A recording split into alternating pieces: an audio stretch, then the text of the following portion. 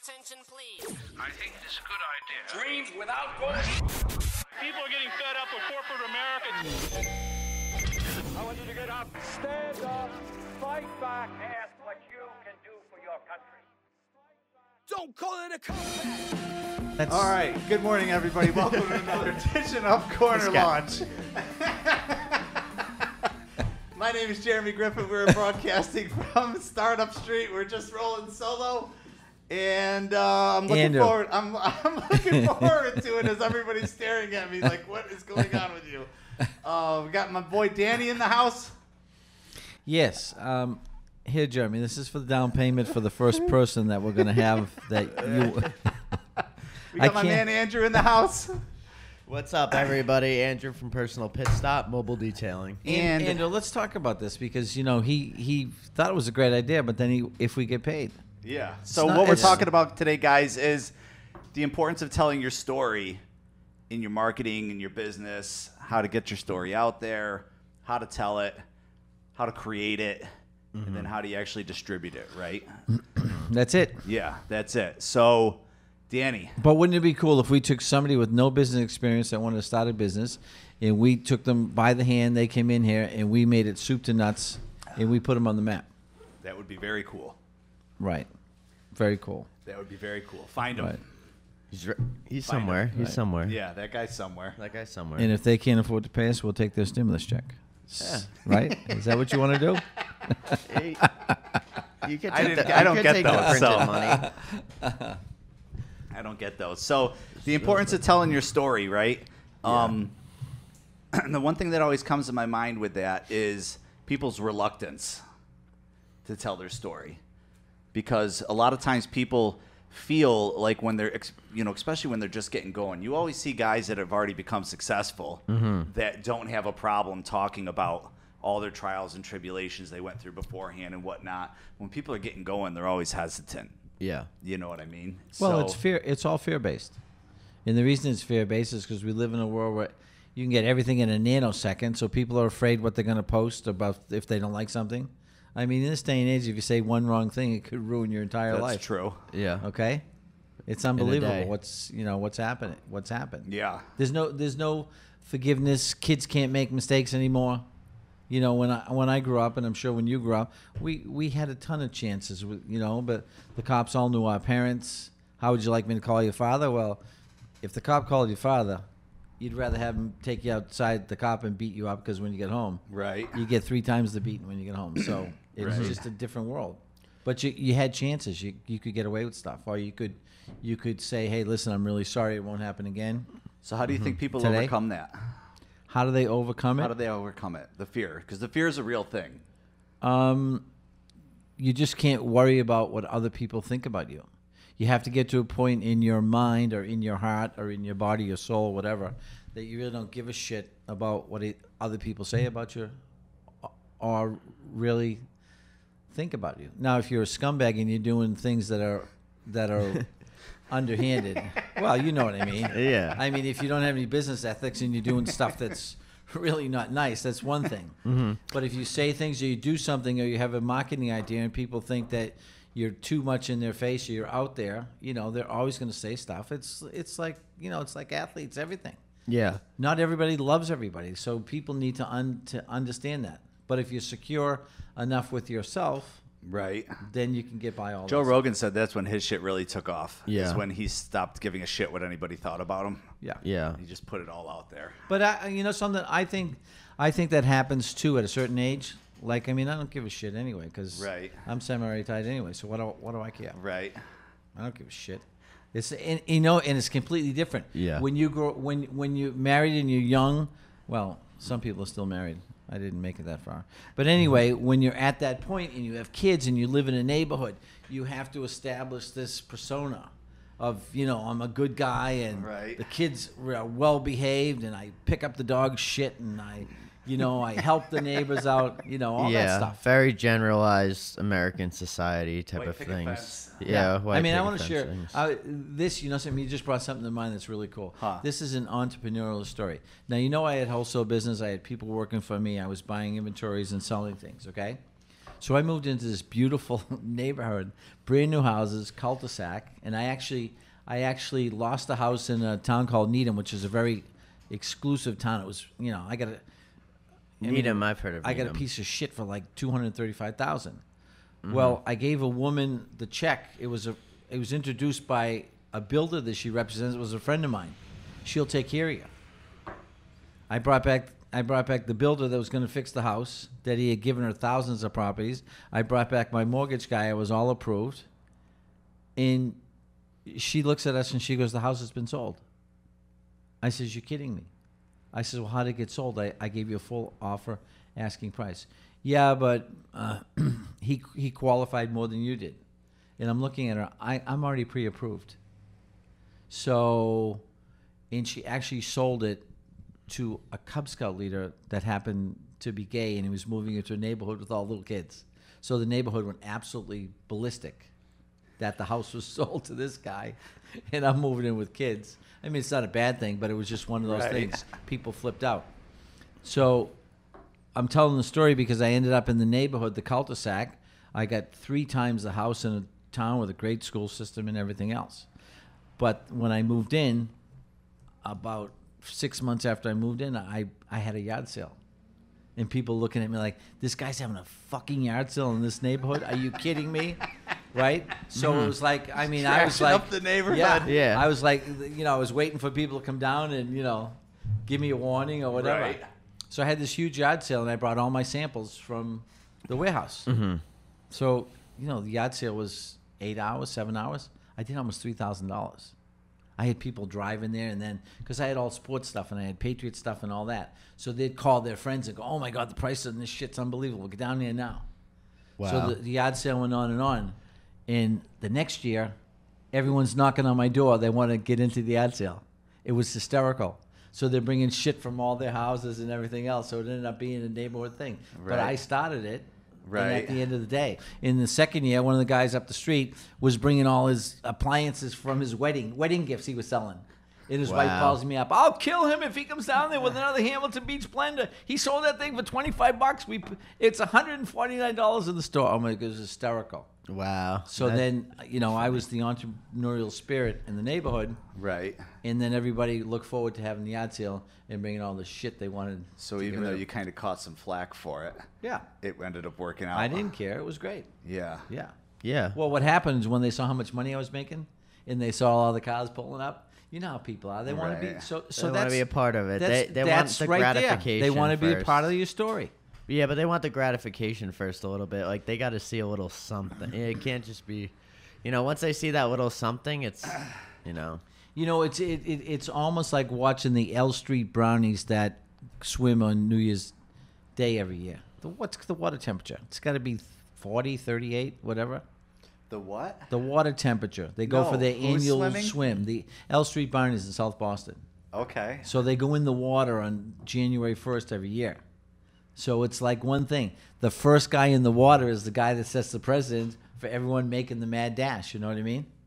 He's the one that runs, Right. So I started the yard sale, and then everybody was like a pack. Right. People follow what you're doing, Yeah. yeah. So, Did you jump in the water? no, I've never swam with them. You can never get me to do that. I've thought I'll about do that shit that. in a minute. No, I you was in can- Bar no. Harbor, and I jumped in the water, and people thought I was nuts. The water temperature was 52 degrees, 53 degrees. Wow. Yeah, I thought I was going to die. That shit, Lake Ontario, where I grew up, that gets cold too. Yeah. Yeah, you just get shocked. I don't even know how you Yeah. swim after that. Like, you just get frozen. So if you're the trailblazer, or you're the person that sees an idea, and you make it a better idea, Right. like I used to have seasonal ski shop. I found a guy that had tons of ski equipment, old shit he wanted to get rid of. Right. So I opened a little spot on a heavily traveled area, and it's called the Ski Stop. And I used to buy all his old shit, and I would sell a package with skis, poles, boots, bindings, okay, for $149.95. I mean, that's unbelievable. Yeah. So people would come and buy the beginner package, and they'd go to him, and he'd put the bindings on for them. So I was doing this, and then one of the major players in the ski industry in New England, he'd be parked in my driveway every single night. And you could see it was Ski Town back then. They're not open anymore. And he'd be parked just watching all the people coming in to buy packages. The very next year, he opened this gigantic ski place less than 5 miles from me, and it was all deeply discounted shit like I had. All the stuff he'd buy from the manufacturers that wanted to get rid of the old shit. And he'd have it up there mixed in with a couple of good things. And the business he was doing was just unbelievable. Huh. So, you know. So that idea. And I had a mannequin, and I used to call her Sheila. So And I used to strap her to the pole outside. She had a complete outfit on with goggles, helmet. So did he take your idea from that, or was it kind of like? Yeah, he took my idea. Yeah, just stealing a But he business did it on a idea. grander scale because he had a lot of money. Oh, Yeah. So, That happens. yeah, that could happen. so the story, though, as you always say, the story, like we talk about the story. Right. The story is more important than the actual product, I think. And the reason I think that is because if you add enough sizzle to anything, you can sell shit, and it's still people love it. Right. If your story is that good, you know. Yeah. Yeah, no. It's kind of fucked up. Somebody was saying the other day about with small business, with the big corporations, you know, like McDonald's fucks your order up all the time, And you go back. and you just go back. But why do you go Somebody back? Like me or you. But why do you go back? I mean, I don't go to McDonald's. So Okay, I don't know but why anybody for- does. Because but- it's McDonald's. Yeah. I mean, they're so big and they're so powerful. Yeah, but what I'm saying is like, you know, you get used to it with the faceless corporations. But Yeah. when the company has a face to it, any one of the three of us makes a mistake. Oh. Yeah, no. Oh. Yeah. Oh boy, you know what I mean? You got to deal with it. And Well, it's it's- freaking serious and They have a track record. They're huge. Yeah. You know, have you ever seen big corporations can make multi-million-dollar mistakes and still get away with it because they get tons of money? Yeah. it's crazy. Right. Look if at you and Apple. I are starting something, or he makes a mistake with his car wash thing he's doing, you know, he could be out of business. Yeah. Yeah, just like that. I mean, and then Yeah. all these big We companies. had a Apple. guy. We were working on a house. This was probably 20 years ago now. We were working on a house, and the guy was spraying paint sprayer, right? Spraying the house, and the overspray got all over the Jeep next door. Oh, God. The guy went over there. This guy was a lunatic. He went over there with a pressure washer to pressure wash the Jeep to get everything off of there. Dude, I don't know what happened, and I've never seen this happen before, but both of the bumpers, he must have like injected the water underneath the coating or something like that for the bumpers. The next day, they were both of them completely rusted. I've never seen it happen like that Wow. in my life. Like Oh one. man, those neighbors went absolutely berserk. Because Yeah. he pressure washed it when they weren't home. He realized he got spray on the truck. You know what I mean? Mm-hmm. And then they didn't know that he pressure washed it. Well, the next day when they went out to go leave, the bumpers are freaking. They just completely rusted almost Wow. immediately. I've never seen anything like it. But then they were like looking at the Jeep and there's like, you know, obviously if you get overspray on a Jeep, you actually have to scrub it to Yeah. get the shit off. You can't just pressure wash it.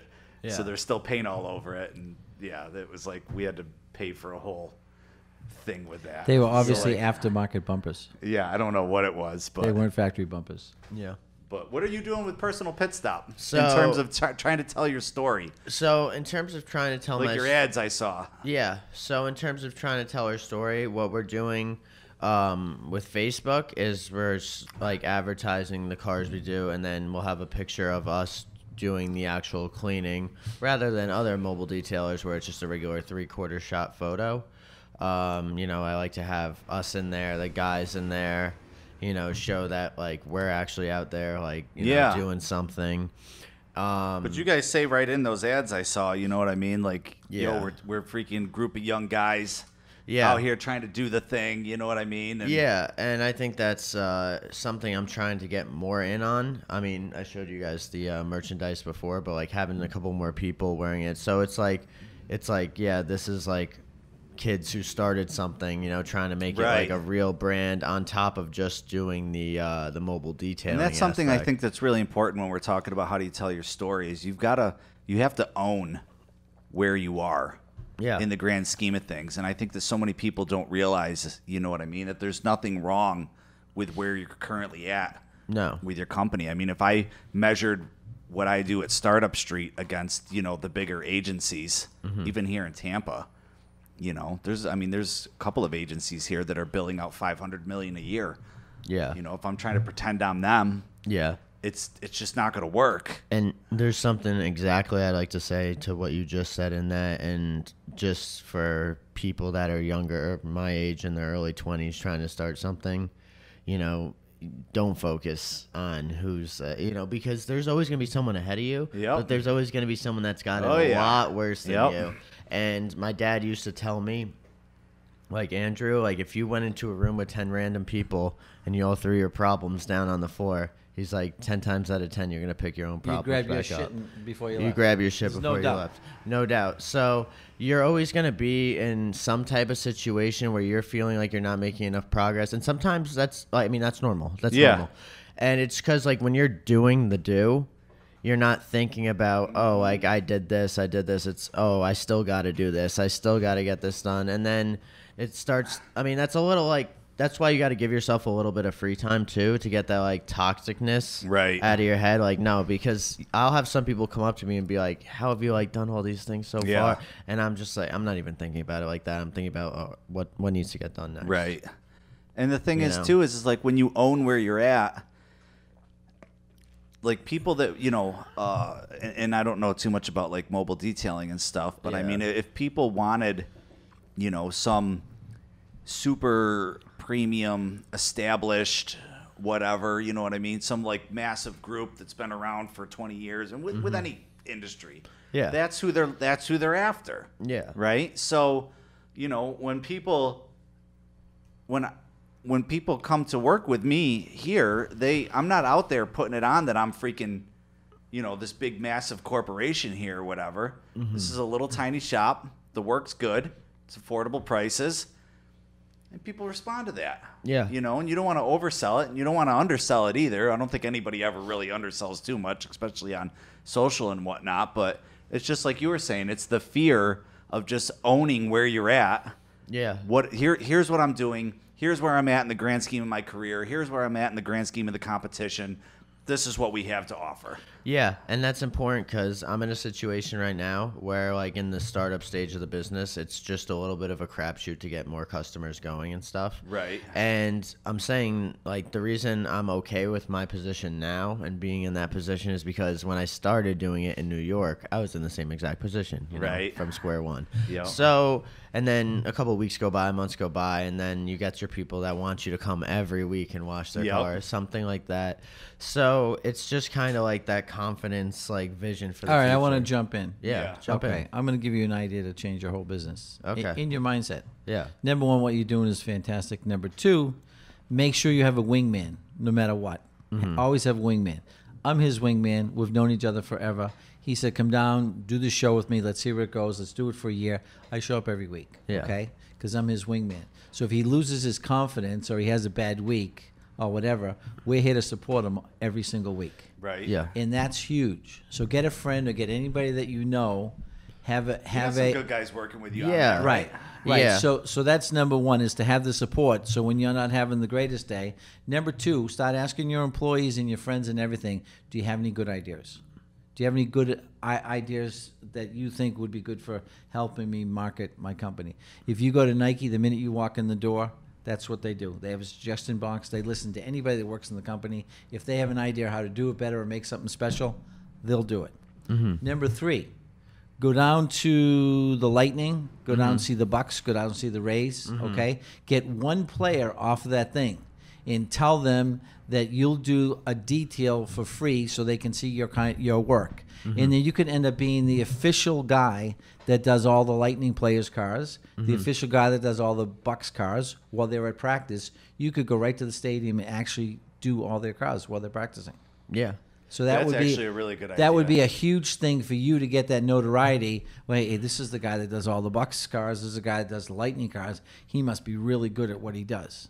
Okay. Yeah. And then when you start doing that, everyone's going to start talking about you. Yeah. So that kind of, if you tie in people that are famous or people that have prestigious positions into what you're doing, it makes you grow exponentially than if you're trying to just do it one here, one there, one Right. here. So Yeah. if you become the official guy who does their cars, Yeah. okay, and you could even put them on a what's the word I'm looking for? You could put them on a loyalty program. Yeah. After they do 10, 11th one is free. With the little card. Yeah. Yeah. people I love mean, that. they would love it because that's part of your story as far as, well, listen, I'm just a little guy, but I want to get bigger and I want to be known and I want to be the mobile guy. I want to put more people to work, whatever your vision and your mission is. And then if you get those people on board, you're on your way. Yeah. You're on your way. Mm-hmm. I mean, if he started doing, if out of this show, people start calling him that are prestigious and have money and have clout and everything else, when they find out you're doing their Yeah. their advertising, the phone starts to ring. It's no secret. Yeah. It really does. Or if you're so much better than what everyone else's ideas are. I mean, I see stuff sometimes and I'm just amazed. Like I love the Geico commercials. I love the little gecko. I mean, he's just, it's just hysterical to watch that. So when I see those things in the back of my mind, I think about that all the time. Do you know why those insurance companies those commercials are so awesome? Because insurance isn't something you can touch. You can't see it. And Geico with the lizard, Progressive with Flow. Yeah. What's the unbelievable. other one with the Mayhem. Which one is Uh, that? Allstate. Allstate. Yeah. They took something you can't touch and you can't see, and they put a physical thing to it. Yeah. Well, That was the brilliance of the marketing. So how do behind we it, explain actually. State Farm, Aaron Rodgers, Patrick Mahomes duo? What about that marketing? Well, 'Cause you that, can- that was great this year. Everybody Right. was Yeah, it was talking great. about it. Yeah. With the dog, and then the dog People, goes, when they were competing for the MVP race, Mahomes was tweeting at Rodgers. Must be something about that State Farm. Now, I'm going to Yeah. tell you Yeah, the truth behind the whole thing. Insurance companies have billions and billions of dollars. They never lose money. Yeah. And when you have a claim, they deny, delay, and defend. So they got plenty of money to do Yeah, commercials. Vince Perry on that, right? Yeah. They got How does plenty that of go? people to do Yep. commercials. Friendly plug for Plenty you of there, money. Vince. Deny, Hooking delay, you and up. defend. Deny, delay, and defend. Yep. That's what they do. Yep. I know someone going through it right now. And the part that sucks is you pay your premiums for years, and then you have to go through the bullshit. Yep. Like the guy's car is totaled. They don't want to give him replacement value for what the car would cost him to get a new one. They want Right. to give him $3,000 less. It's unbelievable. Yeah. So that's why they can. I'm not a big fan of the That's why. insurance companies That's why they myself. can make those commercials. Right. So Yeah. But it's good creative though. And that's something, so in terms of telling your story, right? If you are offering a service that's not tangible, like you've got cars, Yeah. you know what I mean? You've got merchandise, but some people are in situations where they're selling something that, Intangible. like Amber, like with title, title insurance. Yeah. You got to find a way to put something tangible to that in your marketing. Yeah. That will create a connection somehow. See, one thing I've been like And when tell I your story through that. like when I write my notes down and stuff, I always think about, hey, like how can you give it a little pizzazz, a little Right. a little jazz to it. And I mean, I just picked up my speaker, and I'm gonna I got a playlist going right now. Got some 70s, some rock, but mostly like the Supremes, stuff like Oh, that. so when you're doing the 60s, cars, 70s. How about Yeah. How about Dire Yeah, Straits? well, You got any Dire Straits on there? Yeah, we got Judas Priest too, Living After Midnight. that's a great idea. Yeah, right. A little music playing, a little. Yeah. Come down from the nostalgia and let's clean things up. Yep. Yeah, That could be your tagline. yeah, and it's funny. And the reason I kind of decided to go with that whole idea was because some old lady on Facebook messaged us, and she was like, "Oh my God, these kids listen to our music too," And I was like, "All right." I was like, "Here's an Yeah. idea." I was like, "We'll just every time we pull up, we're playing a little music." And Yeah. then honestly, the synchronizing with the men working too. It's like a nice little flow to it. There you know? go. So it's not There's like your TikToks yeah. already done for you, right? Boom. Yeah. Exactly that. I mean, So how about this though? Are you on TikTok? No. I'm gonna have to be though, for a client, and I'm not looking forward to it. But whatever. So I want to ask you something. being the marketing guy and being, you've been in this thing for a long time.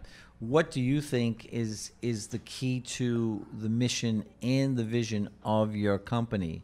Like for me, for a mission and a vision, the vision would be the picture of the whole thing and where you're going. Right. The mission would be to, well, how many people can I either take with me, or how many people can I change their lives, or like the Tom shoe guy. Yep. He gave a pair of shoes away to every shoe that he sold. Yep. He gave away 5 million pairs of shoes in 4 years.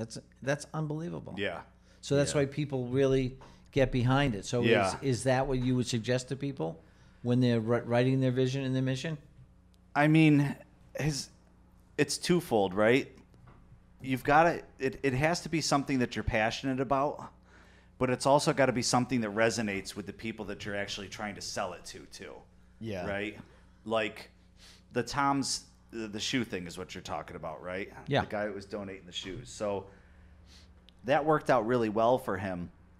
But those shoes, the whole entire brand of those shoes is tailored around people who care about giving back. A lot of times I see people take these things that are important in their personal life and try to inject them into the company, but the target market doesn't care about it, really. It doesn't resonate. So what ends up happening is it just doesn't end up going anywhere. I agree, and so that's why you can't be like too emotional to shit. Like, you know, like Well, you yeah, can't be like, it's- all right, like this is like not working for me, but something else is, but I right. like that part more. And you just have to get it planned out. You know what I mean? Like we've all got a lot of different, philanthropic things that we'd like to do and whatnot. But which one of those will the people you're trying to sell to really appreciate you doing it? Because some of them, they're just not going to give a shit. Some of them, especially like when you start going down freaking political roads and shit, That's one area you should definitely stay out of. Yeah. I mean, if you're in certain industries, it's fine, right? But like for most of them, you just stay the hell out of it. Religious and politics, you just never tie your business into. So, freaking phone. Spectrum is killing me, man. That's a bunk number on my office right now. They switched my plans and they gave me a new phone number. Jeremy, I've had the same freaking number here at the office for 5 years. I haven't had that working out there for, what is it now, 2.5 weeks? That's just some telemarketer calling the new number, probably for an auto warranty or some crazy shit. Should we take a little break for your mini meltdown? Well, I want to get up and just go unplug the freaking phone again, but whatever. You can do that. We'll see if it keeps Bring your new ringing or hatchet. not. Use that. Yeah. Cut the line. Do it. So I'm fascinated by marketing because of all the different stories you can tell and all the different things you can do. But I agree with you. As philanthropic as I'd like to be, when you first start your business, it's really about doing business. Yeah. Because you can't be philanthropic if you don't have anything to give away because you haven't made any money. You can give away time. Or you can give away free car washes to get people to try your service. Yeah. Right. And I know it's an expense, but it's an expense that you would have put it into advertising or something anyway. Yeah. And the other thing is I'm fascinated by stories. When I see stories that just blow me out of the water, like the Pet Rock is my favorite story of all times. The guy was a marketing genius. He all his friends told him he was fucking crazy. What are you, nuts? Let's call people in white jackets and take you away. I mean, who would think of a rock in a box with a story that it was a pet? You didn't have to water it. You didn't have to pat it. You didn't have to take care of it. And he sold 4 million of them or 5 million of them. Pet Rock NFTs coming next. In 2 days. And he did it because the story was so good and it captivated the imaginations of everybody. Yeah. So whatever you people are doing and thinking about in your companies, if you can captivate people's imaginations, that gives you something that nobody else is doing. Yeah. Traditionally, it's just like a business thing. But if you have like if you have a charter company or you're doing tours or something, you can captivate people's minds because you're taking them on a journey. Yep. And you can take them on a journey to the same place. We could go to the exact same spot, and their journey was just would blow you away compared to Joe Schmo that put him in the back of a Prius and brought him to the same place. Yeah.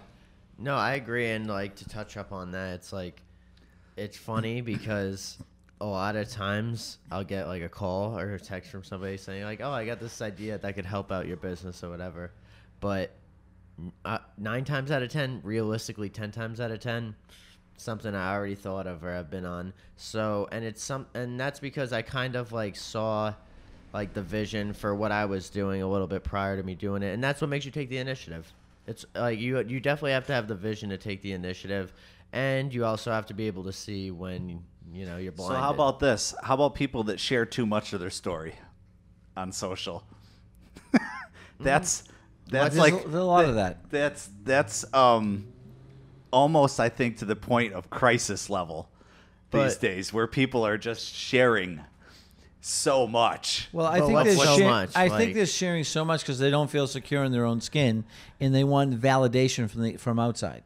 The only validation you're ever going to get is for what's in here. If you create your own validation Yeah. and you don't give a fuck like Joe Rogan and all these Right. guys, okay, then they've made it. Right, They're yeah. so strong and so secure, they can say and do whatever the fuck they want. Nobody cares. Yeah. And that's why. Yeah. Because I mean, they, that is definitely why. right. But most My people God, it's just cringeworthy sometimes. most people operate from what's going on around them, the exterior. And that's where they get into trouble. If they operated what's in here and what their vision and their thing is, and they're not influenced by what people say, Right. they can fly. I mean, fly big time. Yeah. I think. Yeah. That's what I It's think. tough, though. Yeah. It's Why, tough. Why is it tough? If you Well, if so- you got a wingman to help you, if you got somebody, it's like I'll give you an example. When I was single years and years ago, okay, I could walk into a club and I could meet everybody in the place, be it man, woman, whatever, dance with everybody, and have an unbelievable time. If I had a wingman meant you're in the club, and they're on the other side of the club talking to somebody else. It doesn't matter. Psychologically, you have a wingman that's in that place with you. And the way you operate and the way you talk to people is totally different than if you go in there all by yourself and you're there all by yourself. Have you ever experienced that? Yeah. Right. Yeah. So if you're going to do an event or you're going to do a promotion, okay, if you do it alone, it's a whole different experience than if you grabbed a couple of people and said, hey, let's just go fucking do this and we're going to do it. Come with me. Help me out. It's a totally different experience. Do you agree? I agree. Yeah. So agree. I think a wingman would be huge to anyone's company, ideas, whatever they're doing. A wingman. They don't even have to give you advice. You just have to know that they have your back and they. Dude, that's your business idea right there. What's that? You'll be the wingman. Yeah. Wingman for hire. Danny you know? Wingman Oldman. for hire. I'll just come and hang out and give you a hand with things and That's Yeah. it. keep the mood light and positive and motivating and Yeah. When you do I know? get my real wings? yeah. Fly the $4.95 friendly a day, skies you know? of the wingman. Hell yeah. Yeah. No, I mean, listen. No, but it's really no, true. He's right. Is He's right. wingmanforhire.com taken? I don't know if it's for hire, but like when I was a kid, gonna I always see. worked for my dad doing construction growing up, and like when I first started, I was just like the laborers in the ditch and stuff. But then there would be times he would drive me around in the truck and stuff, and it's like that was my wingman, was my dad. When Yep. I was a kid, so I kind of like I understand it a little bit down here. It's different because a lot of my friends are on the other coast of Florida. I went to Lynn University first in Boca, so that kind of has something to do with it. So it's been a little bit different, and I live by myself too. So I also like kind of figured out how to do like a lot of things on my own, which is good because I feel like me being by myself and past like a lot of bullshit in the past, fake friends, Right. tough relationships, all that shit just made me find some type of inner like sometimes, peace with especially myself. when you're trying to really build something and you're really getting going at it. I mean, you need the alone time to be able to process it. I mean, I'm Yeah. really fucking outgoing and I love being around people and all that, but if I don't get a little bit of alone time every day, like a good hour or two, Yeah. I go freaking nuts. Yeah. Because there's just too much going on up there. You're Yeah. just, especially, I mean, I'm around people all the time and I'm just stimulated. Yeah. Stimulated. And then, Oh eventually no! it just- Oh no! Yeah, no, it's too much, dude. I'll freaking lose it if I don't get my alone time. When I was younger, I used to barricade myself in my apartments, okay? Yeah. And say, nobody's coming over today. Yeah. Well, No, there's, I Or it's mean- locked. I mean, I that's need some time. that happens when you have a lot of paternity suits too. So I'm like that a little bit though. I'm definitely like that A little bit, a good amount of it. Like, I'm very much like the type of person that, like, I'm very happy by myself now when I guess prior I, like, wasn't, maybe. Right. I mean, I thought I wasn't happy, but I guess, like, you just think about, oh, like, I feel the need to be doing something. Yeah. I mean, I have people to go hang out with, and it's like, oh, you feel like, oh, you need to go hang out with them, and now it's just like, no, just But your that's thing. that's not the point I was trying to bring across. Yeah. The point I was trying to bring across, whether it be you go to a wedding, you go to church, you go to any place you go to a club, you go Yeah. anywhere. If you know there's going to be people there that you know, the way you walk in and the way you feel is completely different than if you go to a place with total strangers and you're going by yourself. See, but It's- like for it's- trade shows and stuff, I do better by myself. But that's different. That's different because again, it's bringing a contingent of people that have the same thing motivation. That's true. Is to do business. They've all paid for their booths. Yeah. And everyone's talking to everybody. yeah. But it's not like you're going someplace that's a destination or you have a business idea that you have to roll out on the street. Yeah. And you're going, Yeah. well, I'm out here on the street and people going by honking. I got these flowers. They're all fucking dying. Everything's wilted. What am I going to do? But then if you had somebody that stopped by, that pretty girl that loved flowers, and she was talking to you, Right. she says, hey, do you mind if I hang around? Your personality completely changes. Yeah. So I think you know something? I should Wingman for really sale. do .com is available. No, I can't be bought. Wingman for hire would be, you know. That's taken. Oh, is I it? checked that one first. All right. Yeah. Wingman for sale. All right, Yeah. I'll sell myself. Fuck it. Let's do Yeah. it. Or for rent. You know. Yeah. That way, you know, you can not have that feeling of commitment. Yeah. It's just the rent. And as you and as you You would- get some chick that freaking says, "Oh, for sale, I'll buy them." You'll be like, that's for rent. Yeah. It's a one-day only thing. Yeah, Well, 1 year lease on the car. Yeah, 1 year lease on the car. give me an offer I can't refuse. Right? I mean, wingman for sale, bro. That would be fantastic. So as you were saying, right, the thing that you were saying, I think it's a great idea. Yeah. Will you market me? I'll just hire your company No to market problem. me. You got it. But what- I still like whoneedsastore.com. Yeah. I think that was the home run idea right there. But getting back to what you were talking about, all right? And you would say people call you with ideas and blah blah blah. People, you know, I find most people that want to help you to do marketing and give you advice, the only thing they're thinking of is the check and the down payment. They don't really think about what your business is, how it should be run, what your ideas should Well, be. the check's the first. It's got to be the Yeah, first. it's the first step. You know, So it's got to be the first thing. right. Otherwise, you end up spinning your wheels. You know, I mean, I probably had 1, 2, 3, 4, 5. I've had about 6 walk-ins this week here. You know, people just coming in to chat, and I always say I've got 30 minutes for somebody. If you got the ambition to come in, and I'm not literally, I did have one guy came in and I was on the phone with a client, and he ended up kind of just leaving. I told him to come back in a little bit, and I haven't seen him, but. You know, you gotta get the you have to trade your time for money though. Then, and unfortunately, when like you're in marketing and everybody's coming to you all the time, you just get proposed with so many crazy things all the time. Like, you know, the one that you always get hit with the most is, well, you do the marketing and I'll get you a percentage of the sales.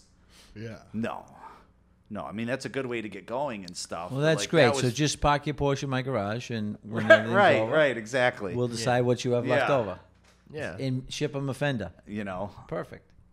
Yeah. So it's I wouldn't say it's so much that the people with the marketing just want to see the check and the down payment, but until you've got that, you can't really put any time and effort into But what I'm anything saying, anyways, you know? there's good and bad in everything. There's great dentists, there's great doctors, there's great lawyers, there's bad lawyers, bad dentists, bad doctors. Yep. There's great marketing companies, there's bad marketing companies. Okay, when you're selling an intangible, you can't really gauge what they're doing unless they have built themselves into this huge name and they really get their shit down, Right. and they can just afford to spend the money to make you happen. Right. Okay, that's number one. Number two, do you have a website? Yeah. Okay. Maybe what you should do on your website, which I just came up with this thing that I thought was pretty funny, like we do your car, and take pictures of everyone whose car you do, and then let your audience vote to see who's going to get their next detail for free and just give away one detail every week or every month by the pictures that you posted or or the stories that they're talking about you and why was it so cool to go to his thing? Right. You know what I mean? Yeah. One of the promos that we're getting ready to do with the rifle company that I've got is, post like any freaking firearm you got, right? Yeah. Everybody just post what they don't want anymore.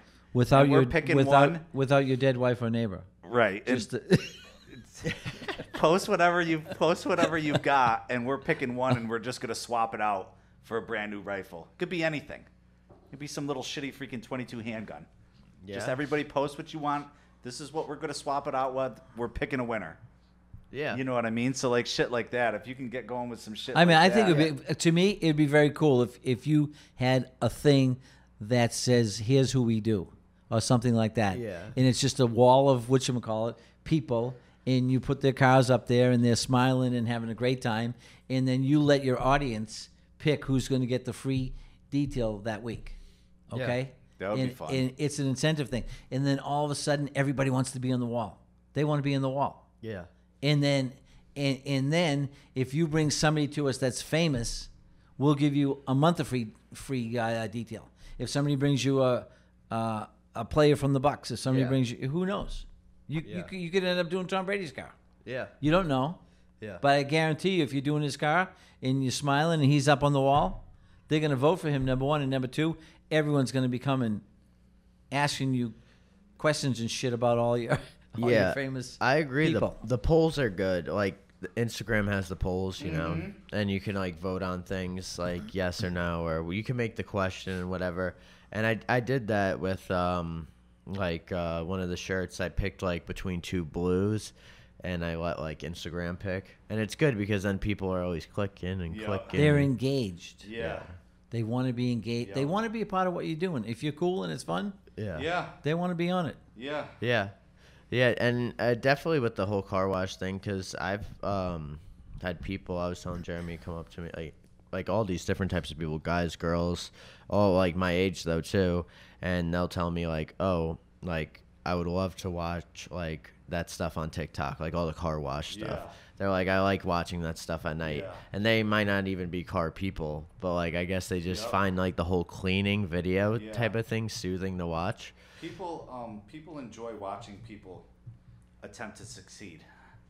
Yeah. You know what I mean? They like watching people who are driven, trying to do things, trying to do anything really. Yeah. And because I think that a lot of times they either see it, like I enjoy watching that stuff. Yeah. Because I recognize it. Yeah. And I'm like, I like that, you know, and it takes me back a little bit and shit like that, and I get into it. Like Paul, that was a guest on there, you know, he loves all this shit, and he's way past, you know what I mean, like where we're at. Yeah. But he sees a little bit of it, and then you have the other people though that haven't really done any of that, but it's very motivating for them. Yeah. You know, everybody wants to be successful. So watching successful people is a natural thing, and I think that's what people forget. Is like people are always like, Jeremy, I don't understand why you think people would think that the video concept for my company is interesting or whatnot. And I'm like, they made a freaking entire TV show on storage units. Yeah. You know? They make TV shows on anything. I mean, anything, and especially if that's, you know, if you can figure out what your target market is. And tailor it to them a little bit. Those shows would never work and wouldn't go over if they didn't stage a lot of it. Yeah. They're writing scripts and putting shit in those lockers. But they are, and I'm not denying that. I'm just saying, though, that it's still the concept is interesting. Exactly. You know what I mean? And it's taking something that is just so brutally freaking boring. I mean, you could actually have your customers, you could put a thing in, okay, we're looking this week only. Come down, have your car detailed, come down in your bathing suit and help us wash your car. And the hottest customer gets a free detail. You'd probably get a ton of chicks come down in bikinis. Did you get any chicks lined up at UT yet to give you a hand with some promos on the weekend? A little bit. When are we doing one here at Startup? When are we doing one here at Startup? Dude, when I get a good amount of my guys back. If you put that in Instagram and you offered a free detail, come down and help us wash your car. Be a part of our story for a day. Mm-hmm. And you had them come down. You could even give away $200, $300, $400, $500 if you had it. Okay, and you get some talent and some unbelievably hot-looking people to come down and wash their car. Okay, so April 10th, we're gonna do that here. Okay. You want to do it right me here? and Amber are. I'd say the 3rd. We're going to Sarasota on the 3rd. So on the 10th, What are we doing? The car? the car wash. All right, I'll be here. Yeah, I'll be here. Yeah. Brendan will be here. Our We'll regular- make a cool vlog out of it. Yeah, we'll do our regular know, time and stuff. I have Pull to- you out, do a little bit of video. Yeah. But I think you have to have a contest. Come down in your bathing suit and help us detail your car. The hottest person, and let the audience pick who the hottest person is for the day. Yeah, that Yeah. gets a little. What? Whatever. whatever. I'm thinking. Danny's though, salivating over this whole thing I right think now. amongst Okay. the same lines, but it's a little. Did you get any signs done up yet? What do you mean by signs? Yard Like the signs? yard signs. No, Car I wash got this way, car wash that way. no A-frames. because so we were at LA Fitness, right? And then I kind of like vouched out of that because I was finding it more like convenient to do just like when we're doing the mobile detailing because Gotcha. I've been getting more, you know. Right. Like when we started and we were at LA it's Fitness, great, we were yeah. getting like 1 a week, maybe Yeah. 2 a week, and then it's like we're getting a couple a week. Right. You know, so it got past the point of like doing just the car wash, but it's good enough at like certain places, like you were saying, was it Blackstone, Black Rock? Yeah, Black Rock. Okay. Yeah, so like I like that. places That's like a good that. point, That's too, that- great for car washes Yeah. compared to LA A Fitness. restaurant with a valet. Yeah. That's the ticket. And like you got to pay attention to like I mean, I don't want to get too off track of what we were talking Right. about, but you got to pay attention to like how people are in the mood as to where they are at the time. So like LA Fitness, one thing I feel like is a little difficult is every guy's feeling like a hardo going in there. They're like their AirPods, you know, they're like, we're out there washing cars and they're coming with their AirPods, like not Right. even looking at you, just Right. like, you know, killer mode. Yeah. So like, You're like, oh, excuse me, sir. yeah. Excuse me. So my ideology with trying to do it at a restaurant is these people like they're going in there Much just more relaxed. going in there, spend a good amount of Yeah. money anyway, much more Yeah. relaxed setting, you know. Yep. Maybe they come back. What if it's a Sunday night dinner? And the car's ready Plus, for I work got- the next week. I gotta tell you, if you Yeah. could work yourself I like out, that. if you could Yeah. work yourself into doing the teams and while they're playing the game, Yeah. you're doing their cars. Yeah. You know, that would be cool. Just go to the tailgates and start washing. what my guy used to do is he used to go down to the stadium, pick the cars up, they'd leave the keys under the mat, Yeah. bring the car back to his shop, detail the whole thing, and bring it back. Yeah. So, do you have a problem with people washing cars in bikinis and bathing suits, or no? No, I just think, the one thing you always got to remember is You don't want to hurt people's feelings, right? well, no, you got to keep things simple too. Yeah. Okay, well, why don't gotta you keep it call the simple. modeling guy that we had here that's got all the models Yeah. and hire his girls for a day and, Yeah. That's not a bad idea. bikini Yeah. detailing. yeah. Come down, free coffee and donuts. Yeah. Yeah, April 10th, we'll make that happen, though. I've always Yeah. wanted to do that. We'll talk you know? about something like throughout the week because I have to do a little DD and homework and stuff, but we'll figure something out that'll be like you said. What's wrong with the 10th? No, Dude, no, you nothing's just wrong bring, with the listen, Okay. you just bring the shit. You bring the car detailing. Yeah, and I know get I bring the shit. We'll get the people and make it happen. So what what I've always wanted to do is I've always wanted to do like a 3 or 4 part series Yeah. out on the street here. Yeah. How to make money basically with nothing almost. you Yeah. know? Do the freaking car wash, do the classic lemonade stand, Another do lemonade the stand. do the Oh apparel. my No, God. do him with the apparel. Yeah. You know what I mean? Go find shit that people don't want. Yeah. Bring it here, wave them Are down you saying and sell like it. like you know? have like couple tent set up so people think it's like an event type of thing or even just a fucking table, Yeah. Even just a table.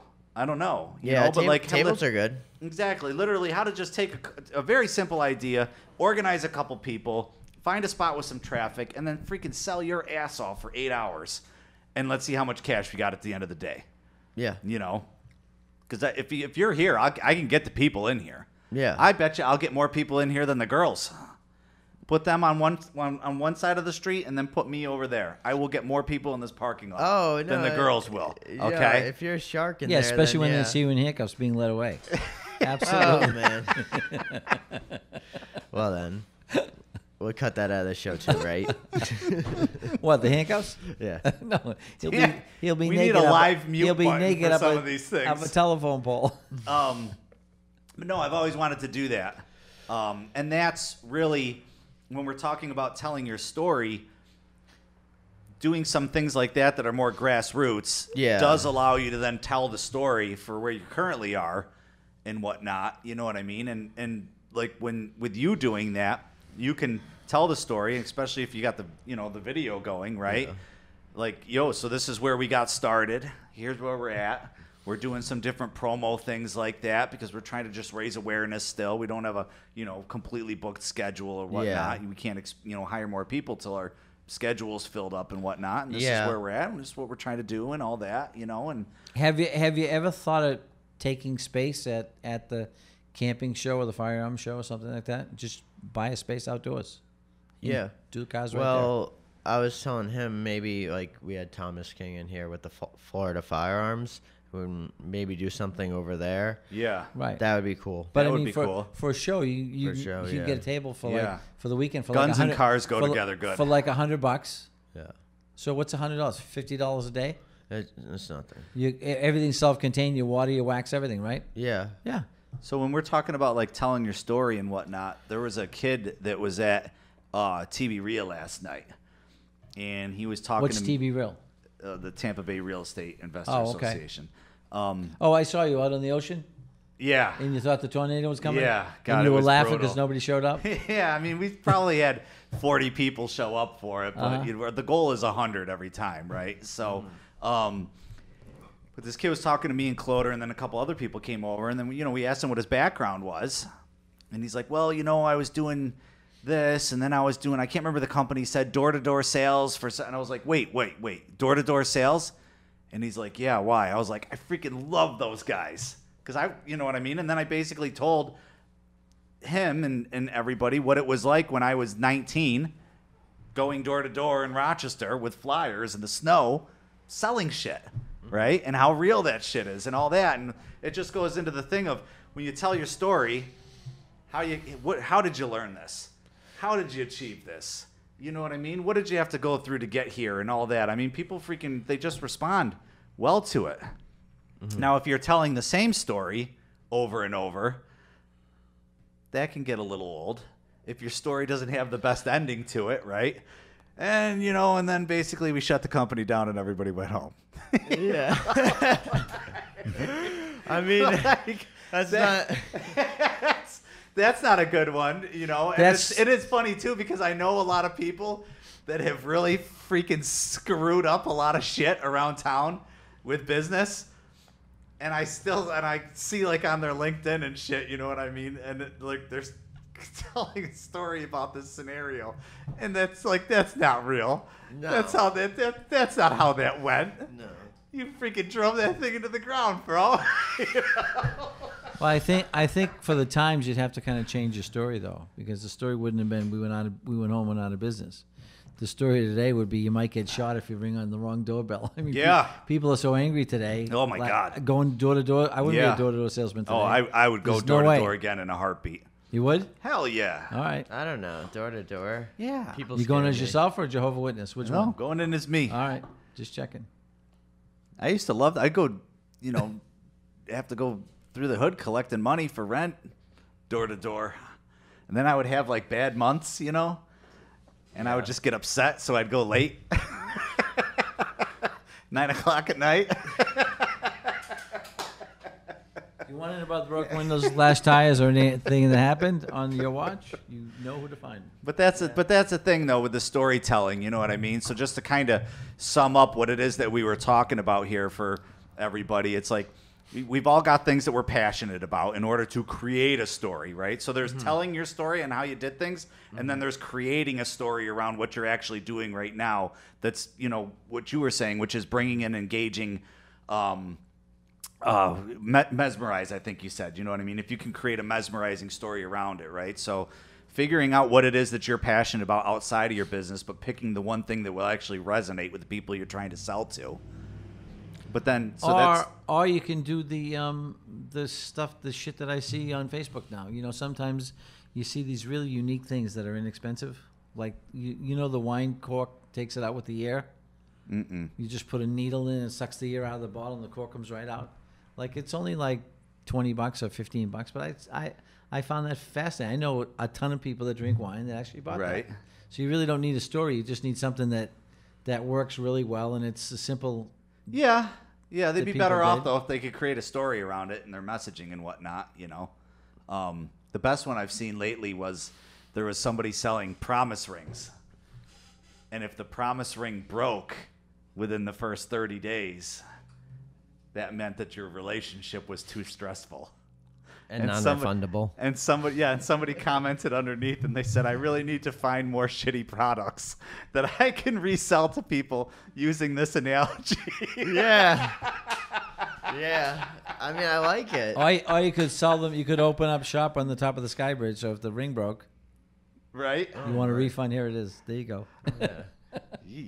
And so then you've got telling the story around the product, creating the story, but then telling your story, right? Okay. How did you get going? How are you doing it? What have you had to overcome? Those are two different versions of storytelling, but they both work really, really well. And highly suggest people dive in on that. If you need a hand with it, right over here, Wingman for sale. Wingman for sale. Okay. Wingman for sale. This guy can spin Check some him out. stories, and he's very good at understanding Sailors people for sale at a or deeper rent. level. So, Room and he'll selling sing like this too when he 50 comes to your cents. company. So, there you go, guys. Another edition in the books. Appreciate everybody for listening. Till next time. Boom.